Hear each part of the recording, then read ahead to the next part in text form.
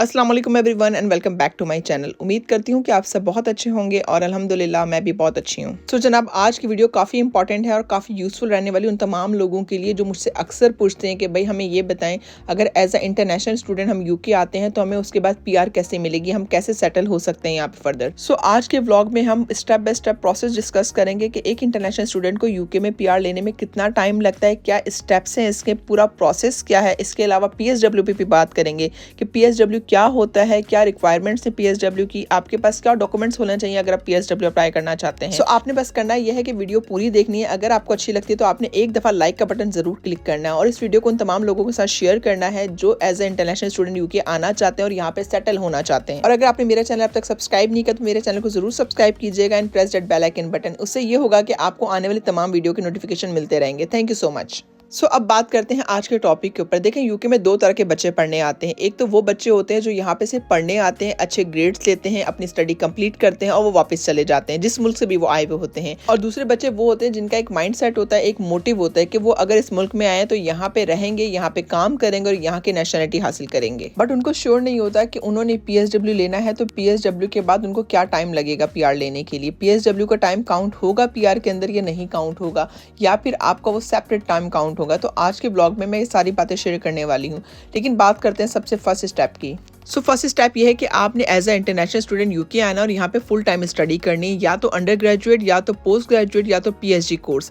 यहाँ पे डिप्लोमा और सर्टिफिकेशन काउंट नहीं होती। अगर आप यहाँ पे 6 मंथ का डिप्लोमा करते हैं या 9 मंथ का डिप्लोमा करते हैं कोई, तो आपको PSW नहीं ऑफर होता। तो इंपॉर्टेंट ये है कि आपने 4 ईयर की स्टडी या फिर 1 ईयर की स्टडी या 3 ईयर का PhD करना है। अब बात करते हैं अपने सेकंड स्टेप की। देखें, आपने कोर्स में एडमिशन ले लिया, आपका कोर्स स्टार्ट हो गया। अब आपका मकसद ये होना चाहिए कि अगर आपका पोस्ट ग्रेजुएट है तो 1 ईयर के अंदर कंप्लीट हो, अगर आपका अंडर ग्रेजुएट है तो 4 ईयर के अंदर कंप्लीट हो, और अगर आपका डॉक्टरेट है तो वो 3 इयर्स के अंदर कंप्लीट हो। मतलब जो उसका स्पेसिफिक टाइम ड्यूरेशन है उसी स्पेसिफिक टाइम ड्यूरेशन में आप अपना कोर्स फिनिश करें। और ये इसलिए जरूरी है कि अगर आप अपने कोर्स को वक्त पे फिनिश नहीं करते तो अब यूके के अंदर वीजा फीस भी ज्यादा हो चुकी है, IHS कॉस्ट भी डबल ट्रिपल हो चुकी है। इसका मतलब है कि आपने एडिशनल कॉस्ट बेयर करनी है, आपने एडिशनल कॉस्ट अपनी जेब से पे करनी है, और जो कि आपको सेव करनी चाहिए PSW के लिए, क्योंकि PSW भी यहाँ पे ऑटोमेटिकली आपको ग्रांट नहीं होता, उसके लिए आपको सेपरेटली अप्लाई करना पड़ता है, फी पे करना पड़ती है। अब बात करते हैं अपने नेक्स्ट स्टेप की। देखिए, यहाँ पे अगर एज ए स्टूडेंट कोई आया है तो उसको PSW मिल जाता है। ऑलमोस्ट हर बंदे को PSW यहाँ पे ग्रांट हो जाता है। लेकिन PSW पे रहते हुए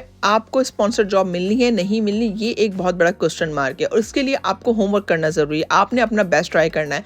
आपने क्या करना है, during your study last semester के अंदर आपको यहाँ पे वर्क प्लेसमेंट, यहाँ पे इंटर्नशिप्स ऑफर होती हैं और आपको हर अपॉर्चुनिटी ग्रैब करनी है जो आपके रास्ते में आती है। एंड फॉर एग्जाम्पल, अगर आपको यहाँ पे इंटर्नशिप ऑफर नहीं हो रही तो आपने कंपनीज को खुद अप्रोच करना है जो आपकी फील्ड से रेलेवेंट और अपनी फील्ड में रहते हुए वहाँ पे इंटर्नशिप करनी है। और अगर आप यहाँ पे एज ए अंडर ग्रेजुएट आए हुए हैं और आपको यहाँ पे प्लेसमेंट ईयर ऑफर हो रहा है जहाँ पे आपको 1 साल किसी एक कंपनी के साथ काम करना पड़ता है, तो आपने उस अपॉर्चुनिटी को जरूर ग्रैब करना है, आपने उनके साथ काम करना। होता यह है कि जब आप लोकल कंपनीज के साथ काम कर रहे होते हैं और आपकी परफॉर्मेंस अच्छी होती है तो बहुत दफा यही कंपनीज आपको डायरेक्टली स्पॉन्सर जॉब ऑफर करती हैं, आपको PSW की भी जरूरत नहीं पड़ती। एंड जस्ट सपोज अगर वो आपको स्पॉन्सर जॉब नहीं भी ऑफर करते पर यूके में काम करना आपका वर्क एक्सपीरियंस काउंट होता है, चाहे वो एज इंटर्नशिप हो या एज अ वर्क प्लेसमेंट हो। और जब PSW हासिल करने के बाद आप अपनी जॉब के लिए अप्लाई करते हैं फर्स्ट, तो आपका एम्प्लॉयर इस बात को काउंट करता है कि इस बंदे के पास यूके में काम करने का एक्सपीरियंस है और ये बंदा यूके के वर्क कल्चर से फेमिलर है। अब बात करते हैं नेक्स्ट स्टेप की कि आपने यहाँ पे एडमिशन ले लिया, स्टडी कंप्लीट कर ली, इंटर्नशिप कर ली, अब आपने PSW के लिए अप्लाई करना है। और PSW से रिलेटेड कुछ इन्फॉर्मेशन मैं आपसे शेयर करती चलती हूँ। सबसे पहली बात तो ये है कि अगर आप PSW अप्लाई करना चाहते हैं तो यहाँ पे आपने सक्सेसफुली कोई डिग्री कंप्लीट की हो, चाहे वो बैचलर्स की हो, मास्टर्स की हो या फिर PhD की हो। जब आप PSW अप्लाई कर रहे हो तो आप यूके के अंदर मौजूद हो। उसके अलावा जब आपने PSW अप्लाई करना है तो आपके पास वैलिड स्टूडेंट वीजा हो। और अच्छी बात यह है कि PSW अप्लाई करने के लिए आपको किसी किस्म का इंग्लिश टेस्ट नहीं देना पड़ता, ना ही आपने यहाँ पे किसी किस्म की फंडिंग दिखाना होती है, फाइनेंशियल रिक्वायरमेंट्स पूरी करना होती हैं। अच्छा, यहाँ पे मैं एक और बात क्लियर कर दूं, बहुत से लोगों को मिसकंसेप्शन है कि भाई PSW ऑटोमेटिकली ग्रांट हो जाता है आपको। ऐसा नहीं है। अगर आप यहाँ पे स्टूडेंट वीजे पे आ रहे हैं, आपको यहाँ पर PSW के लिए प्रॉपर अपनी एप्लीकेशन सबमिट करना पड़ती है। आपने इससे रिलेटेड अपनी वीजा एप्लीकेशन फी भी देना होती है और इसके अलावा IHS भी पे करना होता है 2 साल का। अब बात करते हैं नेक्स्ट पॉइंट के ऊपर। अगर आपने PSW लेना है तो यहाँ पे आपने इसके ऊपर रहते हुए फुल टाइम जॉब ही करनी है, इंक्लूडिंग सेल्फ एम्प्लॉयमेंट अगर आप उस तरफ जा रहे हैं। बाकी आप यहाँ पे एज ए स्पोर्ट पर्सन या कोच काम नहीं कर सकते PSW पे रहते हुए। अब बात करते हैं नेक्स्ट पॉइंट के ऊपर, the visa is not extendable. मतलब कि वीज़ा जो है PSW अगर ये फिनिश हो जाता है 2 साल का और आप काम नहीं ढूंढ पाते तो आप इसको एक्सटेंड नहीं करा सकते, आपको वापस जाना पड़ेगा अपने मुल्क। And PSW is once in a life time opportunity. आपको पूरी जिंदगी में अगर आपने UK से पढ़ा है तो आपको एक दफ़ा ही PSW ग्रांट किया जाएगा। इसके अलावा PSW आपको सेटलमेंट राइट्स नहीं देता। PSW is like a job search visa in UK। अगर आपका 2 साल का पीरियड खत्म हो जाता है तो आपको अपने मुल्क जाना पड़ेगा, आप यहाँ पे लीगली नहीं रह सकते। और PR लेने के लिए या फिर परमानेंट सेटल होने के लिए UK के अंदर ना आपका स्टूडेंट टाइम काउंट होता है, ना ही PSW का टाइम काउंट होता है।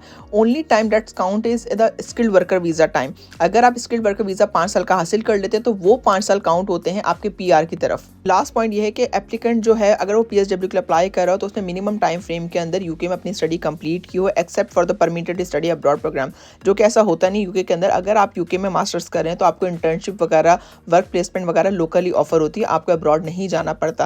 लेकिन पॉइंट ये है कि आपने मिनिमम टाइम फ्रेम के अंदर जो उसका अलॉटेड टाइम था उसके अंदर डिग्री कंप्लीट की हो, जो कि मैंने सेकंड पॉइंट में एक्सप्लेन किया था। अब हम जरा बात कर लेते हैं कि कौन से डॉक्यूमेंट्स आपको PSW अप्लाई करने के लिए चाहिए होते हैं। अच्छा, सबसे पहले तो आपको चाहिए वैलिड पासपोर्ट अगर आप PSW के लिए अप्लाई करना चाहते हैं। इसके अलावा आपके पास वैलिड BRP होना चाहिए, ये आपको इशू होता है जब आप यहाँ पे एज अ स्टूडेंट आए होते हैं।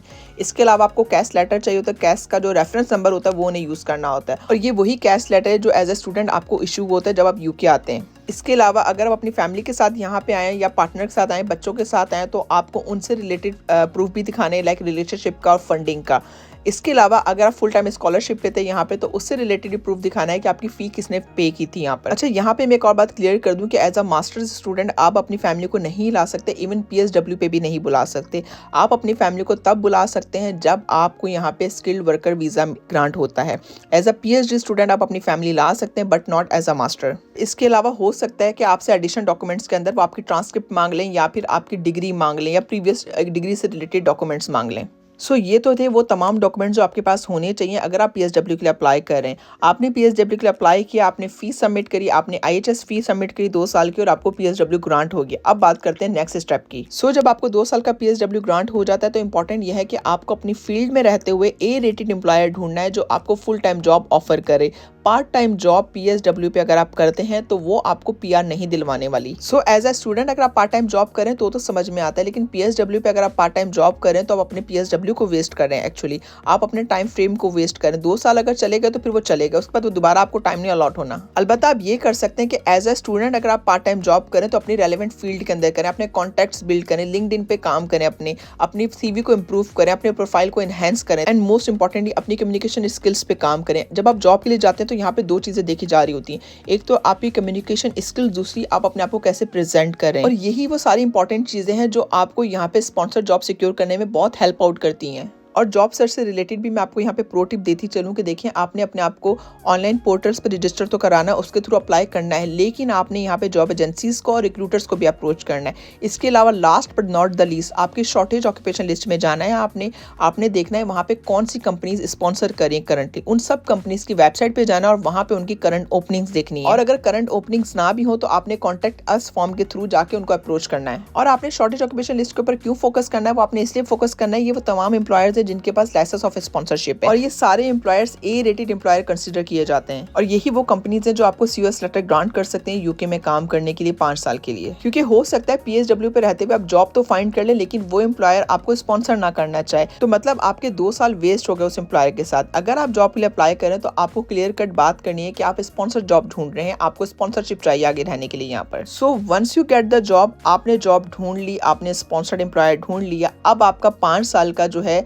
स्किल्ड वर्कर वीजे वाला रूट स्टार्ट हो गया और यही वो रूट है जो आपकी PR में काउंट होगा अब। और जब आपको स्पॉन्सर जॉब मिल जाती है तो आपका एम्प्लॉयर आपको COS लेटर इशू करता है which is letter of sponsorship, और उसकी बेस पे आप स्किल्ड वर्कर वीजे के लिए अप्लाई करते हैं। ये इंपॉर्टेंट होता है कि आप PSW से अपने आप को स्किल्ड वर्कर वीजा कैटेगरी पे स्विच करवाएं।